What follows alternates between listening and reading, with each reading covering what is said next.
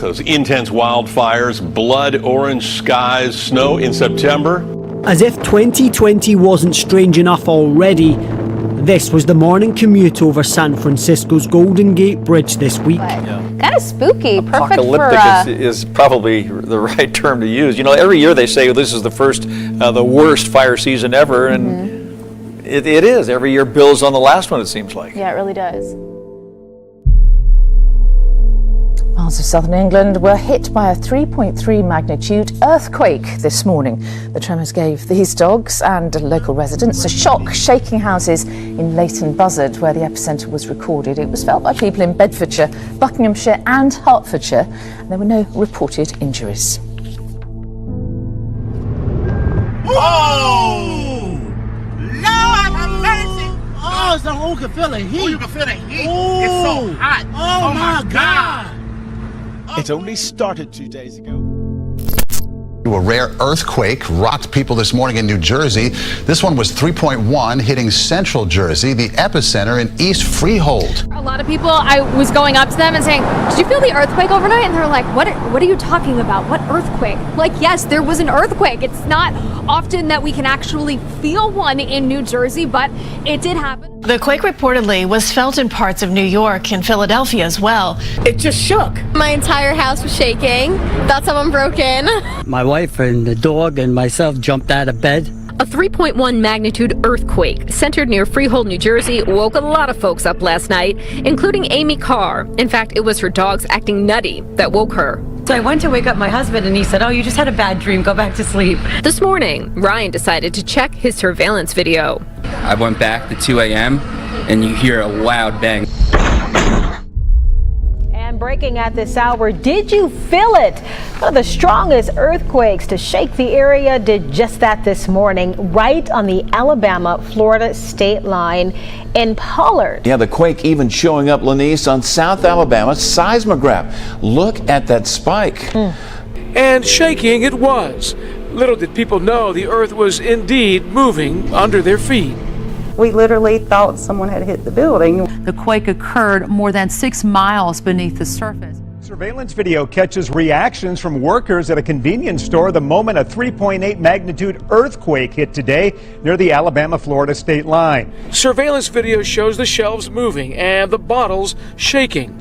All the action lasted about 3 seconds. It was crazy. I felt crazy, but it wasn't crazy. Enough to leave the clerk here shaken too.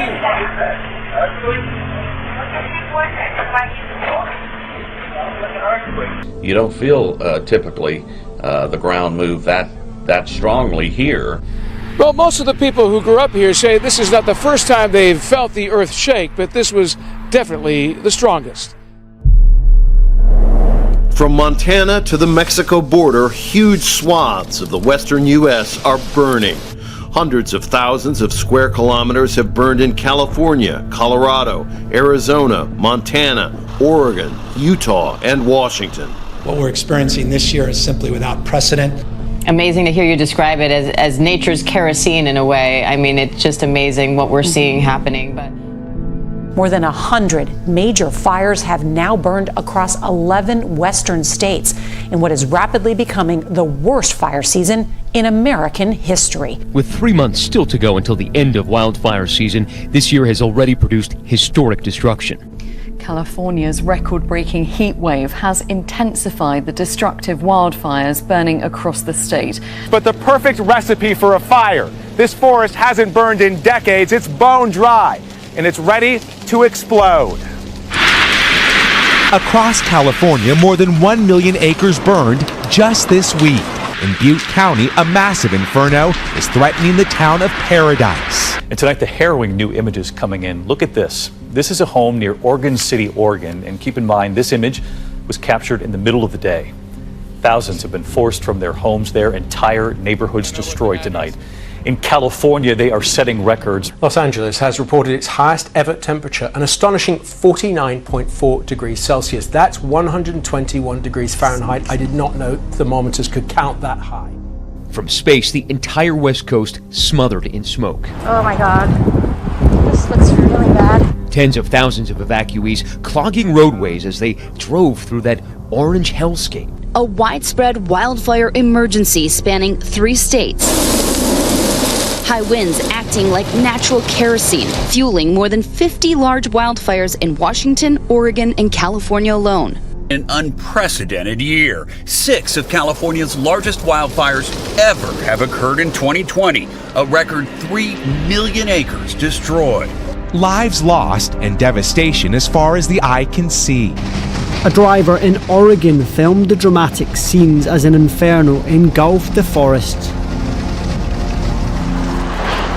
while a bird's eye view reveals the total obliteration the fires left in their wake. As we come on the air tonight, nearly 30 enormous and fast-moving blazes are burning across the state. Entire towns have now been wiped off the map.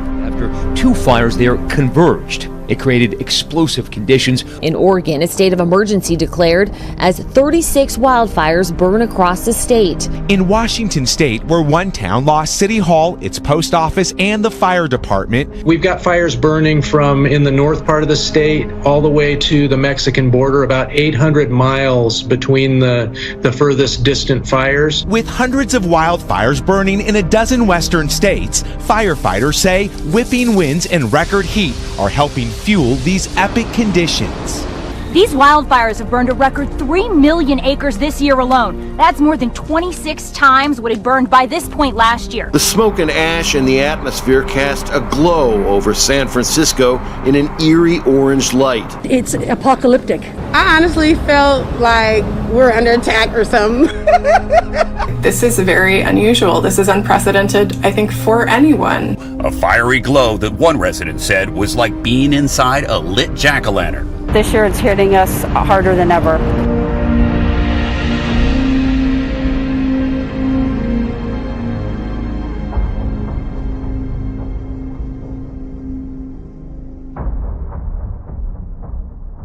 But the result can be disastrous, with flames spiraling out of control.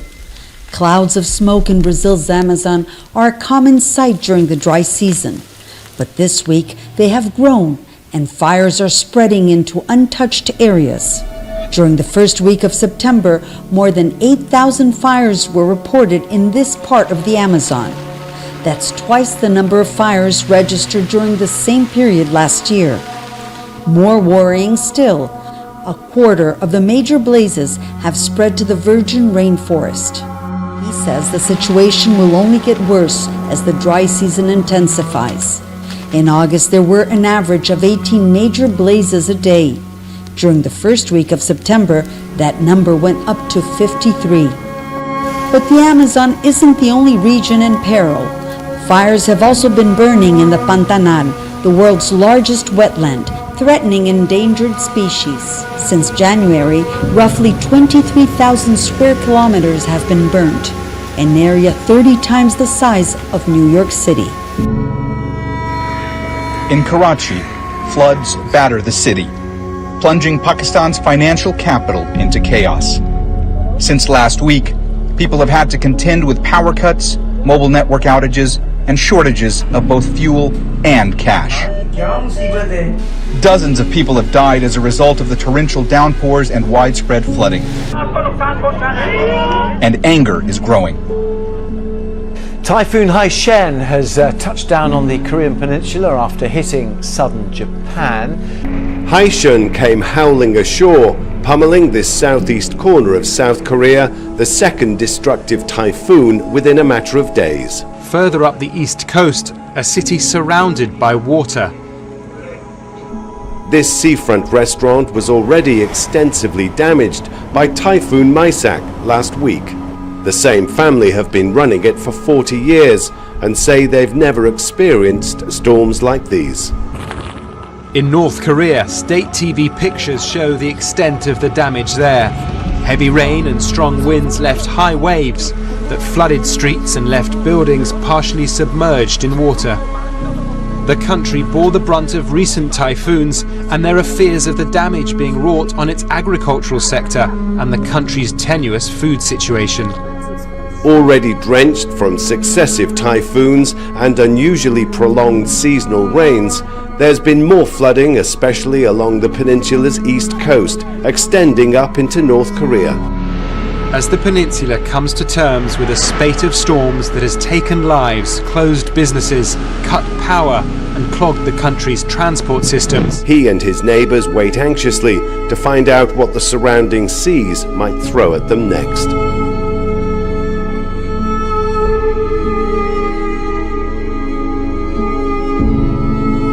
Floodwater has covered these streets in Umdom in Sudan's capital Khartoum. Homes were abandoned as water from the Nile filled them, making them uninhabitable. It's the result of a rise in the river's levels, the highest in more than 100 years. Much of Nafahad's neighborhood in the southern part of Sudan's capital Khartoum is now flooded. Some homes have collapsed as a result of the force of the water, as the river, which was once nearly 3 kilometers away, became one with the area. The levels of the Nile started rising 3 weeks ago, causing destruction as it flooded its banks and flowed into villages and towns. More than 100 people have died in the past month as a result, and more than 100,000 homes have been damaged or destroyed. A 3-month state of emergency has been announced by the government. This isn't the first time the Nile has flooded its banks, but those affected say it's the worst they've ever seen. In the past month, their biggest challenge has been to fight the fires that are destroying these wetlands that cover an area of 14,000 square kilometers. The lack of rain this year has caused a severe drought, which makes it easier for the fires to spread. Like in the central province of Córdoba, where at least 14,000 hectares have burned. The governor declared the area a disaster zone. The fires are now under control, but environmental groups say it's an example of how serious the situation is. There's a lethal combination ongoing. As apocalyptic scenes play out across the West, tonight inside the burn zone, destruction and loss are mounting. A devastating and historic fire season with 4 more months left until its official end. In the middle of the day, the city by the bay almost unrecognizable. Look at the Golden Gate Bridge, the same color as the dark orange skies surrounding it. Smoke and ash blocking out the sun, making it feel like the end of the world. 11:15. Crazy. What's behind the many conflagrations? Bone-dry brush and trees following years of intermittent drought. Low humidity combined with a broiling heat wave in recent days, and above all, high seasonal winds blowing down from the mountains provide a singular recipe for disaster.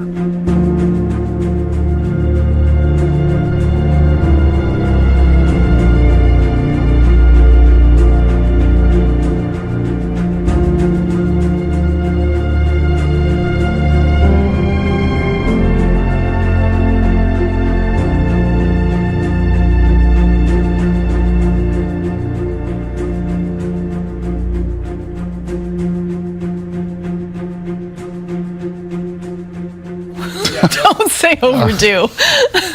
Not till next year. Please. This is the year 2020, right? Stuff's been happening.